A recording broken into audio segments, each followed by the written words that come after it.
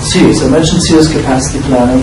This is a tool we rolled several years ago where we do order booking, and like I mentioned, they have zip codes, so we gave them a tool to manage all these zip codes and put this together on a web map so that they can do capacity booking against that. Another example is Schindler Elevator. Here we did territory optimization, and territory optimization in this case was look at all the customer points.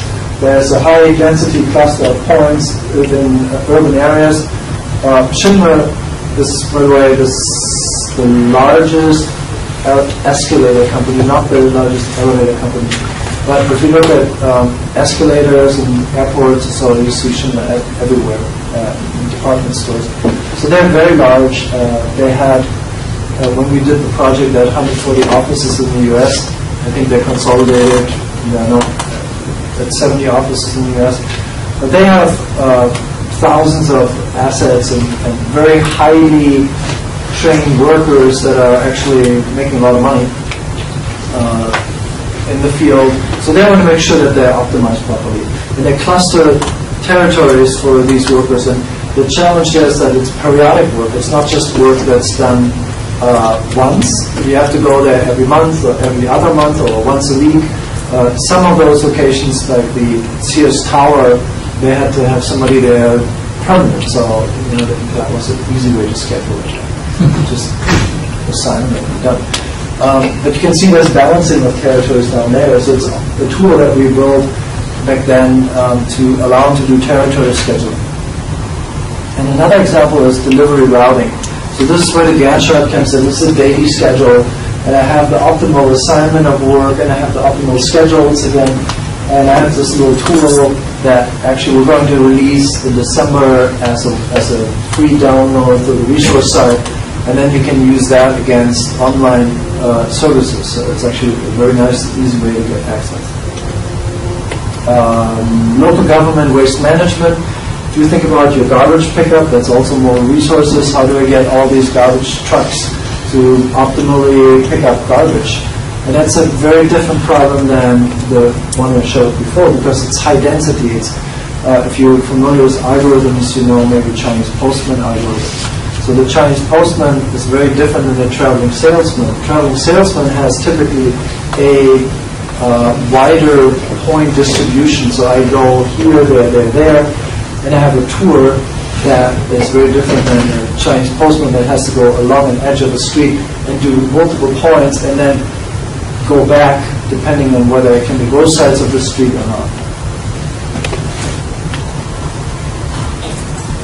For FedEx Custom Critical, we worked with FedEx for a long time. FedEx is a strong logistics company, of course, and they have many more resources.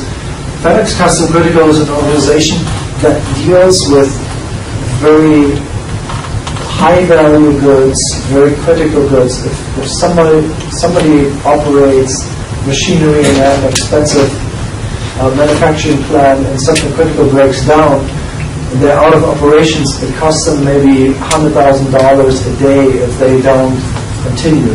So they are willing to pay extra money to have that spare part that they need to have shipped from China or wherever to their manufacturing facility. They're willing to spend a lot of money on this.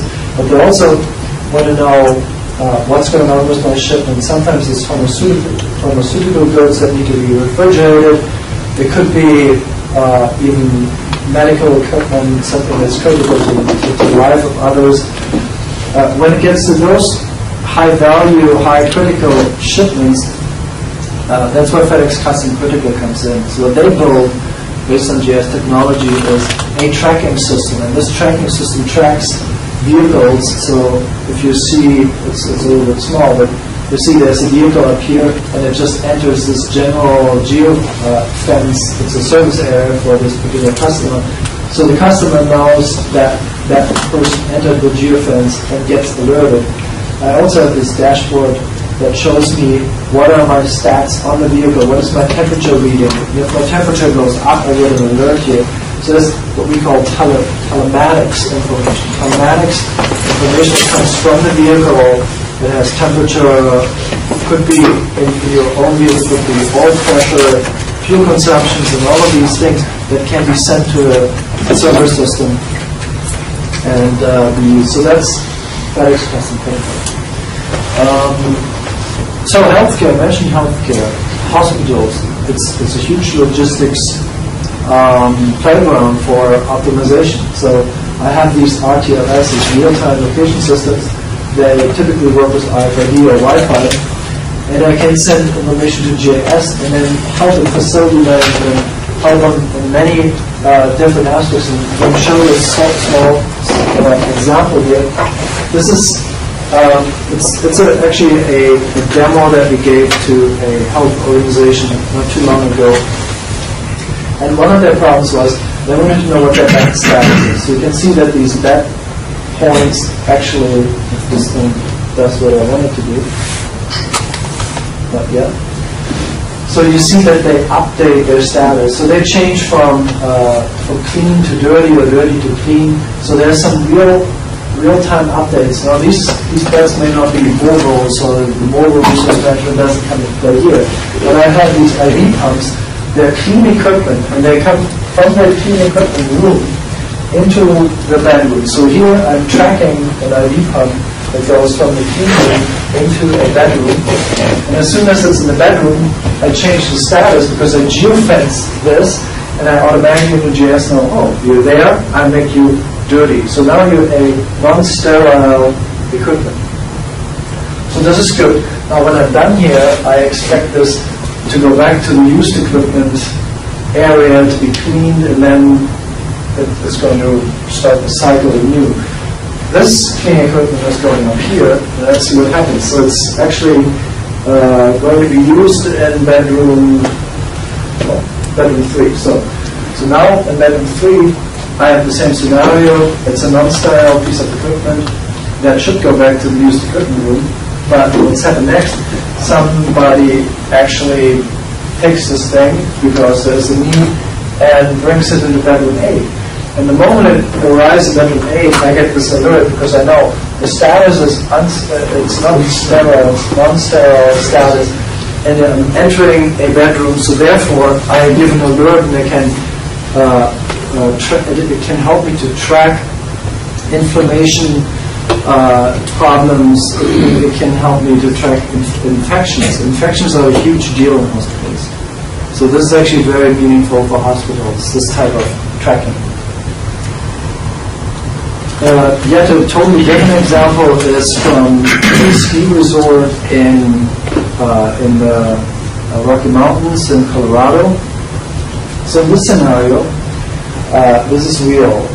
This is actually real data capture that I got from the ski resort using GIS. So first of all, before I start, let me explain a little. This is Winter Park. So I did publish that, but it's Winter Park Ski Resort. They have many ski lifts, and it's actually a very large area. These are ski lifts here, and there's actually up here is one of their main goals, but they have stationed over here some folks that are ready to respond to an emergency. So the scenario was this, that a guy gets actually in an accident because he went off the wrong side of the mountain. So he came up with one of those ski lifts here, and supposedly, you take one of those runs, either this way or that way. This is the back side of the mountain. There's nothing here. There's actually warning signs all around that says, do not go there. Well, this guy, I don't know, maybe he was drunk. So anyway, he went down and broke his leg. Basically was stuck. So he had a cell phone. And luckily, with triangulation, they were able to figure out where that guy is. But without the GIS, they couldn't really tell exactly where. So what happened is that he said, I am in a steep ravine. I'm in this creek area. And the guy, the GIS operator, looked at this scenario and said, the only real steep thing, if he came off this road, is right here. So he pictured actually without putting the dot there, that he had to be somewhere in this area, about a few hundred yards off the road. And in the meantime, because he called 911, people were searching over in this area, over there, and they went all over the place, but they didn't get to him because they had no idea where exactly he was. And with GIS and tracking, they were able to help. So you can see now what's happening. So you see alert, call. So these guys go out and they search over here because they think that he went down this way. Then other people go by, like this guy, and they just drive by within a few hundred yards. They don't see him down there. So these guys are searching here. Now they give up, and then another crew comes out, and then there are some people searching here. And finally, the guy figures out that it's a steep ravine with the help of GIS. And he figures out that he sends this guy up to take a look, and he says he spots them visually and says, okay. And then we send people out, and they rescue them. So this is real data of this rescue that went well because they had the GIS, they had tracking, and they had the ability to see where the response people were and where this person actually was. So dispatching, more resource management, tracking, it's all related and really critical.